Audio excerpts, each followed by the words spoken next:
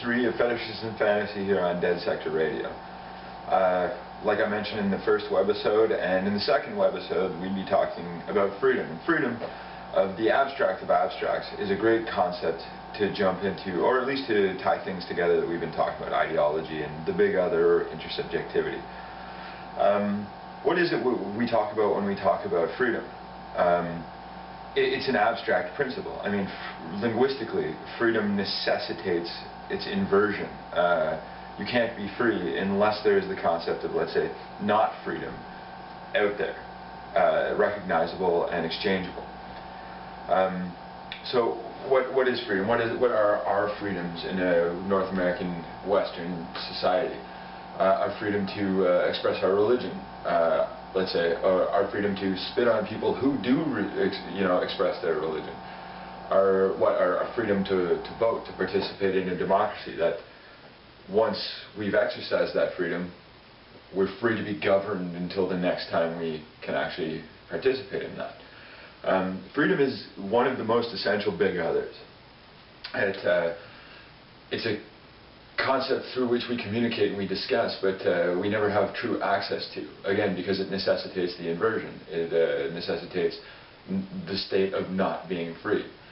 So freedom, which we're going to get into in a little bit more abstract depth today, exists like that between us. It enslaves us. It is what it says it isn't. It's freedom. Now, when I say freedom enslaves, what do I mean by that? Well, Michel Foucault, a French philosopher who was writing in like the 70s and 80s, he died in the 80s. He has a really nice little trick that he came up with in his evaluation of the clinic in his book, The Birth of the Clinic. Freedom as a concept, let's say, in its enslaving factor is it gives someone or a group of people the power to determine something, in the sense that let's say we evaluate ourselves through this Western big other of freedom. We have the ability to say that people aren't free, that's a huge power. The minute you can determine someone is not free, it defines yourself as free, and it puts you in a box. It limits the concept of freedom to what is not free, in a versus type of thing. The extension of this is crazy. Like Edward Said's Orientalism comes to mind here.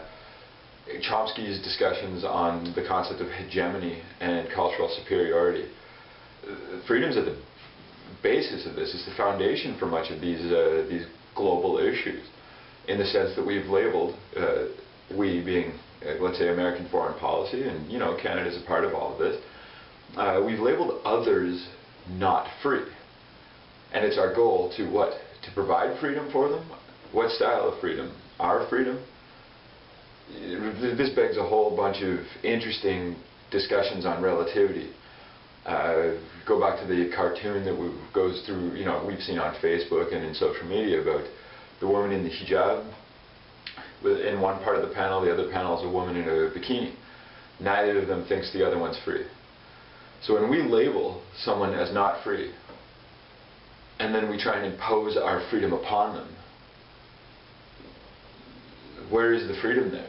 Do they see the freedom? Do they see this as a liberation? Or is this like a perversion of the concept of freedom? Forced freedom is oppression. So talking about the ideology of freedom, and I guess I've done this a little bit by bringing up, Orientalism and cultural hegemony.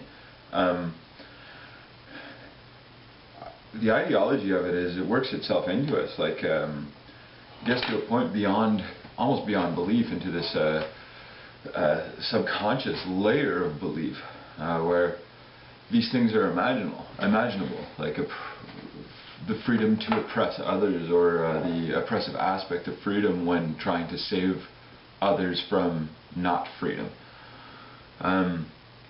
We even get to a point where we're willing to suffer losses in support of the concept of freedom, where our actual liberties, whatever they may be, let's say defined through legislation, through religion, through democracy, we end up being able or willing to lose some of these concepts in support of this big other. This big other, this concept, this mutually agreed upon abstract of freedom that we have no idea what it is or does, but we think it connects us to each other and to our systems. This is the perverse aspect of it, where the NSA can now monitor forms of communication. We get mildly upset about this, but do we feel this as a loss of freedom, or do we feel this as an oppressive aspect of the enforcement of freedom, where freedom, the concept, needs to exist even though we aren't inherently free? So freedom means a bunch of things. That's what I'll leave it with. And someone else's freedom might be your oppression, and your freedom, more importantly, might be someone else's oppression. Thanks for sitting in today. Tried to avoid filming in the bathroom today because it's getting a little bit cliche. Have a great day. Thanks for listening to Dead Sector Radio.